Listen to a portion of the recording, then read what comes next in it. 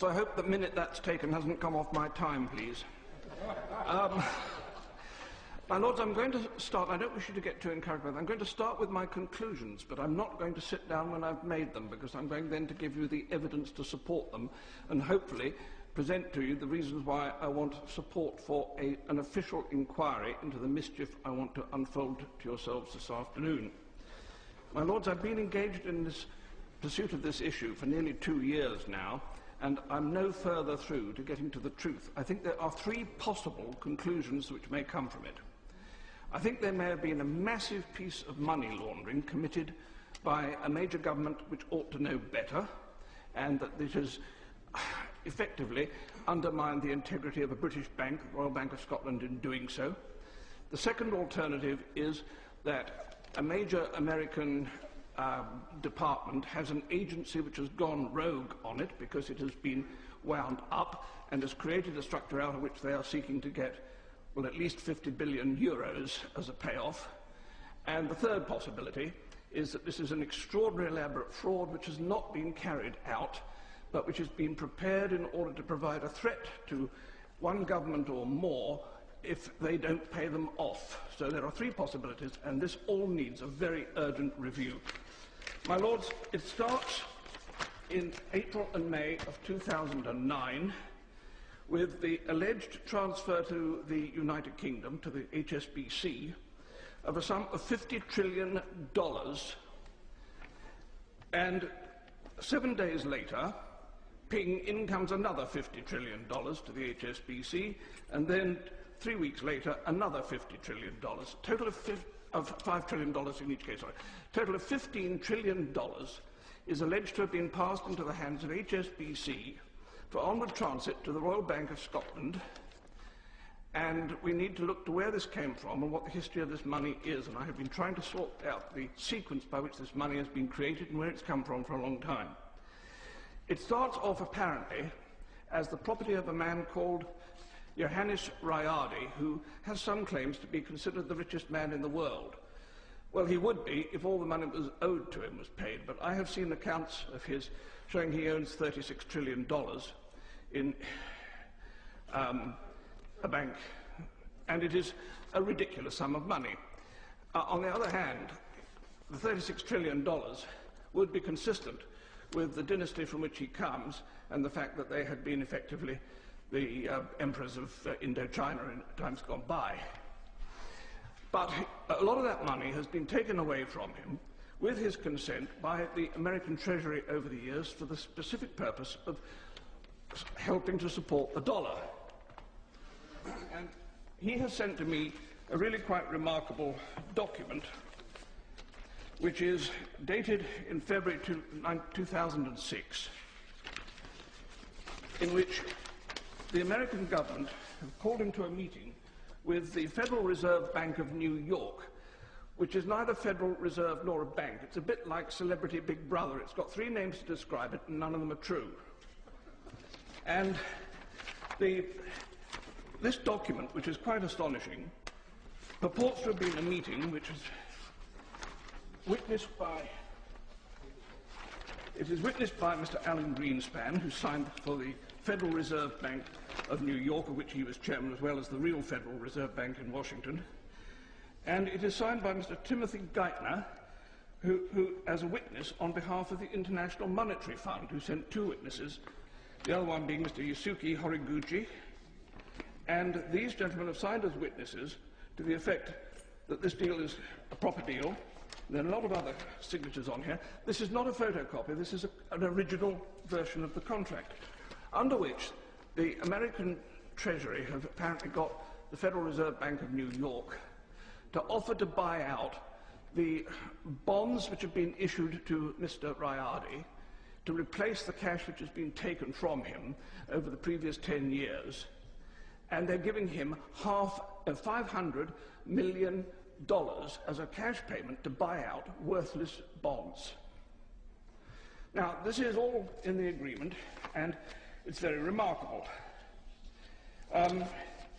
I would have thought establishing whether this is a correct piece of paper or not is just 2 phone calls away, one to Mr. Geithner and one to Mr. Greenspan, both of whom still prosper and live, so they could easily confirm whether they signed this. Mr. Rayardi has, by passing these bonds over, also put at the disposal of the US Treasury the entire asset backing which he was alleged to have for the 15 trillion. I now have a letter here from the Bank of Indonesia which says that the whole thing was a pack of lies, that he did not have the 750,000 tons of gold which was supposed to be backing it. He only had 700 tons.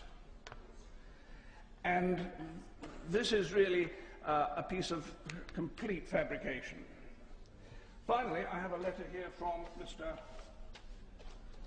Rayardi himself, who tells me that he was put up to do this and none of it was true, and that he has been robbed of all his money. And I'm quite prepared to recognise that one of the possibilities here is that Mr. Rayardi is himself putting this together as a forgery in order to go and try and win some recovery back.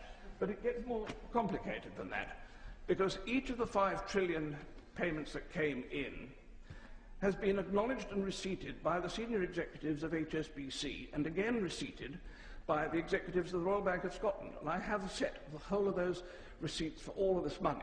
Why would any bank want to sign £5 trillion worth, $5 trillion worth, 15 trillion in total, of receipts if the money didn't exist? The money was said to have come, first of all, from the Rayardi account to the Federal Reserve Bank of New York, and from the Federal Reserve Bank of New York it was passed to JP Morgan Chase in New York for onward transit to London.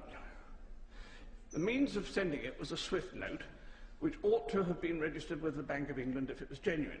So when this happened and came about, I first of all took it to my noble friend Lord Strathclyde and said, what do we do with this? He said, give it to Lord Sassoon, he's the Treasury. So we did, and Lord Sassoon looked at it and said immediately, this is rubbish, it's far too much money, it would stick out like a sore thumb and you can't see it in the Royal Bank of Scotland accounts. Quite right. Secondly, he said, the gold backing it is ridiculous. There's only been 1,507 tons of gold mined in the history of the world, so you can't have 750,000 tons. This is true. And the third thing he said obviously was, it's a scam. And I agree with him, it was a scam. The problem is we stopped looking at that point. We should have asked, what is the scam, instead of, at that time, just nodding it off. And we have never really resolved this, because today I have this quite frightening piece of paper, which is my justification for bringing it into this meeting today, which is available on the internet, and I'm astonished that it hasn't already been unearthed by the Treasury, and every alarm bell in the land should be ringing if it has, because this is the General Audit Office of the Federal Reserve, the real Federal Reserve in Washington, and its audit review in end of July 2010 on the Federal Reserve Bank of New York. It has on it some 20 banks listed, to which $16.115 trillion are outstanding in loans. My lords, that is the sore thumb that was being looked for by Lord Sassoon. But more particularly, there are two other very interesting things with this. The first is that Barclays Bank have got 868 billion of loan. The Royal Bank of Scotland has got 541 billion, in which case one has to ask, as they could have earned in 3 weeks enough to pay off their entire indebtedness to the taxpayers in Britain, why they have not done so, and could we please ask them to put a cheque in the post tonight for the whole 46 billion.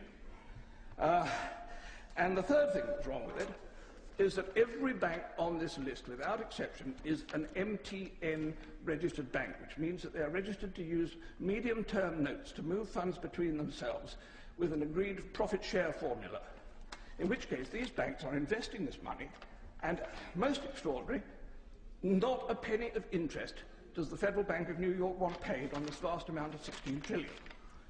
Anyone amongst yourselves who knows what the IMF rules are will immediately smell a rat, because the IMF has very strict rules for validating dodgy money.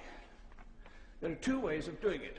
You either pass it through a major central bank, like the Bank of England, who had apparently refused to touch this, or alternatively, you put it through to a bank which is an MTN trading bank, which is then able to use the funds on the overnight European MTN trading market, where they can earn between 1 and 2.5% profit per night, and the compound interest on that is huge. So there is a vast profit being made with this money somewhere if it is in fact genuine.